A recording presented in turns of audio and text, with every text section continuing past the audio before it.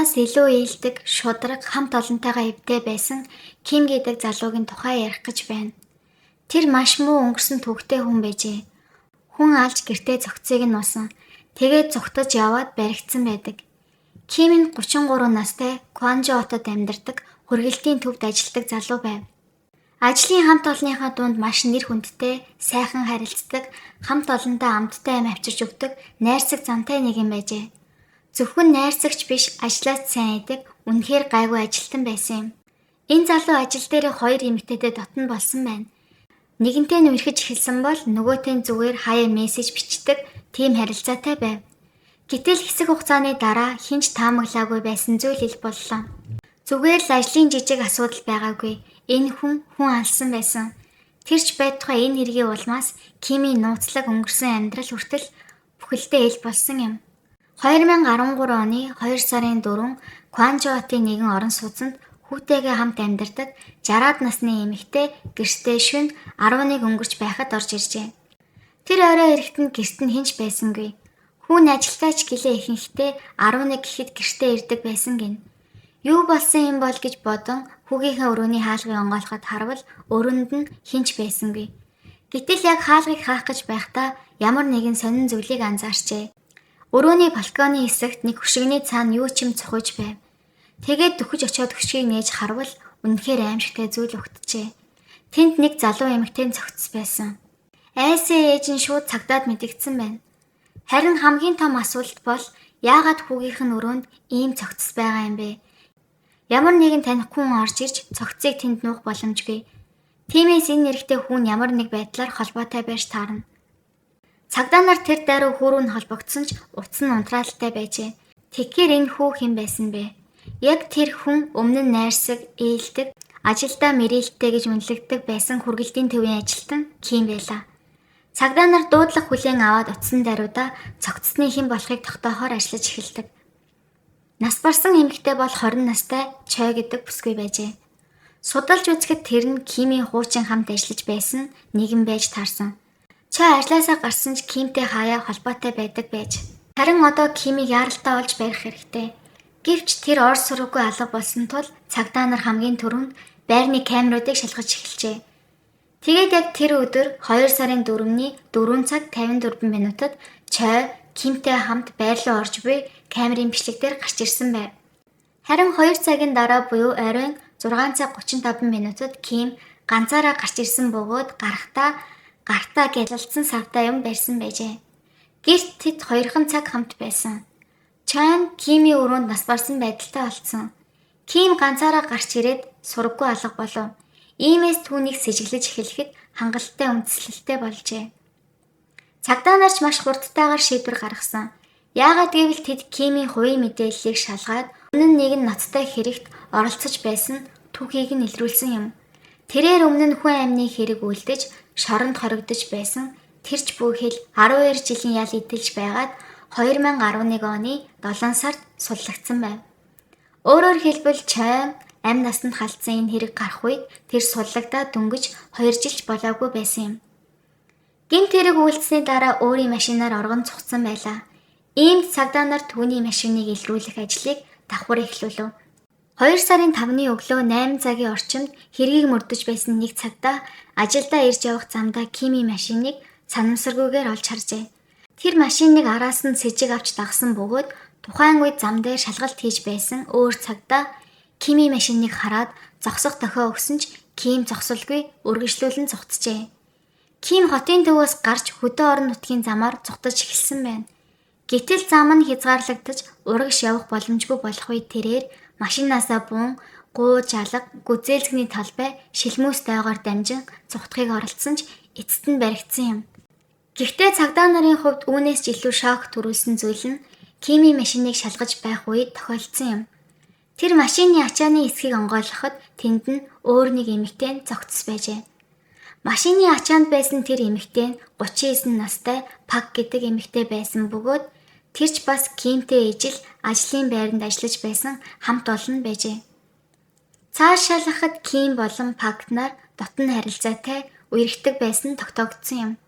Тэгвэл Ким яагаад өмнө нь ажиллаж байсан Чойг дараа нь өөрийн найз бүсгүй Пакийг алсан юм бол? Мөрдөн мазаалтын явцад Ким энэ хоёр хүн хоёуланг нь алснаа шууд хүлээн зөвшөөрчээ. Мөн тэрээр энэ хэрэгүүдийг үйлдэх болсон шалтгаануудаа ч тайлбарласан байна. Түүний ярьснаар бага нас нь маш хүнд өнгөрсөн, аав найр хөөж гэр бүлийн хүчирхийлэл үлддэг байсан бөгөөд ээж нь ганцаараа амьдралаа авч явдаг байжээ. Ким 15 наснда анх удаа хулгайг хийхээр шүүхэд дуудагдан шийтгүүлж байсан. Улмаар сургууль завсардсан ямар ч тогтмол ажилгүй амьдралын чиг шугамгүй басан гэдэг. Тэр 19 наснда анхны хүн амны хэргийг үлдэж байв. 1994 онд Шинжүү хотод нэгэн буудалд хоноглож байхдаа мөнгө хэрэгтэй болсон тул буудлын ажилтан эмэгтэйг утасны утсаар боомлон алж түүнээс 55,000 вон авчээ. Тэр үедээ бас хүчин ийх гэж оролцсон ч бүтлгүүцсэн юм байна. Гэвч гол нь тэр хохирогчийг алсан шалтгаанаа санаандгүй үйлдэл болсон гэж тайлбарлаж байв. Шүүхээс түүнд 12 жилийн хоригхайл оноож байжээ. Шоронгоос суллагдсны дараа Ким Кванжо хотод амьдарч эхэлсэн бөгөөд удалгүй ачаа үргэлтийн төвд ажилд орж найрсаг зантай ажилсаг нэгэн болж харагдаж байжээ. Тэгээд тэндээсээ л Чой болон Пак гэх хоёр эмэгтэйтэй танилцсан юм. Гэвч бодит байдал дээр тэр өмнөх хэрэгээ мартаж шинэ амьдрал эхлүүлээгүй байсан байж. Харин ч дахин нэгэн цовруул аимшигт хэрэг үлдэхийн өмнөх бэлтгэл ажил шиг л харагддаг.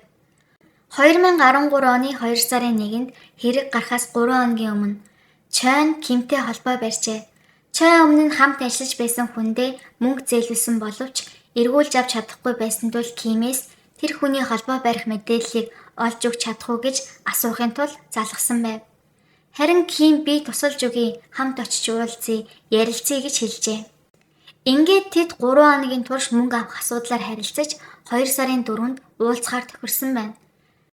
Тэр өдөр 4 цаг 30 минутын орчимд тэд уулзсан бөгөөд Ким түнд манай гэрт очиж хоол идэж байгаад ярилцъя гэж санал тавьжээ. Үүн дээр олон хүн яагаад тэр эмэгтэй гэртэн дагаж орсон юм бол гэж гайхаж магадгүй. Гэхдээ тухайн үед Ким нь маш ээлдэг, ажилч хичээнгүй, бүх хүнтэй ээлдэх харцаатай хүн байсан тул Чой энэ хүн надад туслах гэж байгаа шүү дээ хэмээн итгэсэн байж мэднэ. Хамгийн гол нь Чой түүний гэрт орохыг шууд татгалзах нь өөрт нь чивгүй байсан байж магад. Тэд гэрт нь очиод хамт хооллож 6 цагийн орчимд яриагаа дуусгасан байв. Чой гарах гэж байтал Ким гинэт гарахын өмнө намайг твэрч өгч болохгүй юм уу гэж хэлсэн гэдэг. Чой тэр үед сандарсан ч тэр хүнийг тоохгүй байж болохгүй гэж бодоод твэрсэн байна. Гэтэл Ким тэр мөчөд хүсээгүй сэтгэлийн хөдөлгөөн мэдэрч хүчирхийлэх санаа төрсөн гэж мэдүүлжээ.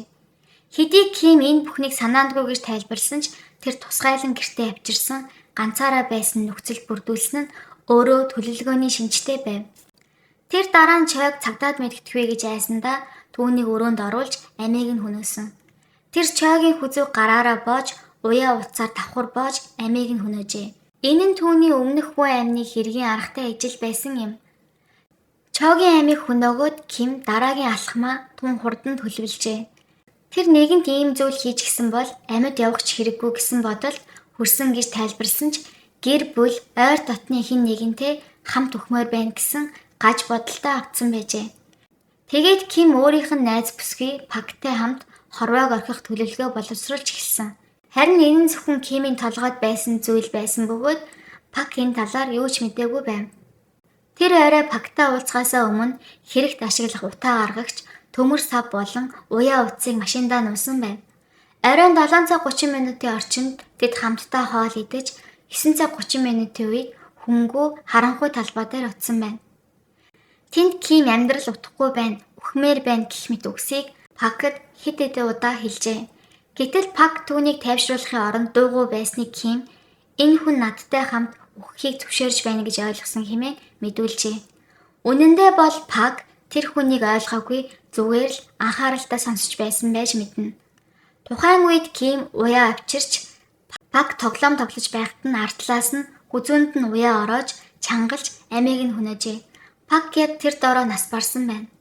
Харин дараа нь Пакийн цогцыг машиныхаа багажинд хийж тэр эхлээд амиа орлох оролдлого хийсэн ч амжилтгүй болж дараа нь хөдөө нутгийн зүг явж хортой бодисоор дахин оролдохоор төлөвлөж байв. Гэвч өөрийн 5 цагийн үед санамсаргүй таарсан цагдаад хүний машиныг олж мөрдөн мушгиж эхэлсэн юм. Цагдаагийн машин дохио өгөн зогсоох гэсэн ч Ким цухтаасан.